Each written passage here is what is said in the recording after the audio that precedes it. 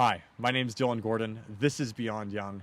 And before going to university, I decided to take a gap year. And it was probably the best decision I made in my entire university career. And I'd like to help you do the same thing, but just learning from mistakes that I made along the way. And today, I'd like to answer a question from Reddit. Jiller asks, should I take a gap year? If so, is it too late? I'm a member of the class of 2022 and start college soon. As it's rapidly approaching, I'm wondering if a year to explore, learn, and contemplate who I am would be good for me. My experience in university so far, I've been there 4 years. The coursework isn't really focused on, finding yourself and who you want to be. Taking a year to yourself to sort that out before going into it is a great way to prioritize yourself rather than coursework. So with my admissions decision made at this point, I'm wondering if it's too late to contact my office and ask if I can take a gap year. Will they revoke my offer of admission or put it on hold or have me reapply next admission cycle?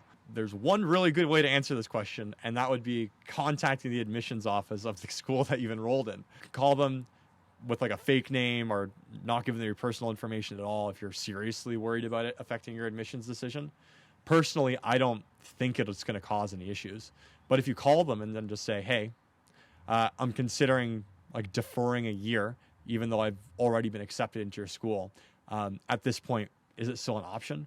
And then they'll give you just a clear-cut answer. So give them a call. Shouldn't take long. If I were to take a gap year, are there any international programs that I can still apply for at this point? I'd like to study and learn something, possibly research a topic and create a cool project in a thesis level paper. From my research so far, what I understand is most companies offer 3 options.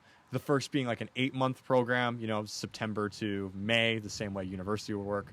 And then the 2 others being the fall semester and then the winter semester. If it's too late to apply for a September start, you should be able to get away with applying for a winter start, no problemo. You've got tons of time. Assuming you can't get into a program until the winter semester, I'd be really curious on what you could do for yourself in the fall semester. It sounds like you're really looking for a subject to dive into and then produce some kind of work to crystallize your thinking.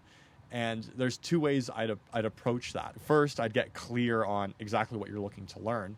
And then I'd find all of the compulsory readings on that subject. What is the level 1 foundational stuff to know? You can do that through some simple Googling. People will make little listicles of books you should read. But one other thing to look into is course outlines. At my university here in Guelph, if you go on their website, they actually list the course outlines publicly.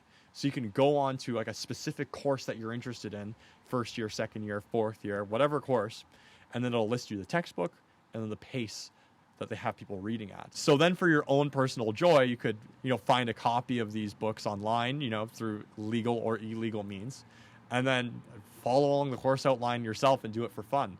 There's literally nothing stopping you from doing that. And then to take it even a step further, to benefit yourself 4 years down the line, you can document your process of learning those lessons.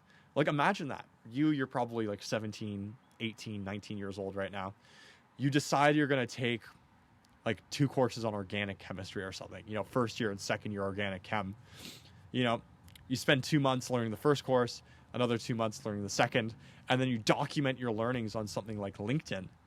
And then in 4 years when you're approaching graduation, if you decide to enroll in organic chemistry in school, you can show employers that you're into this stuff before you even went to school.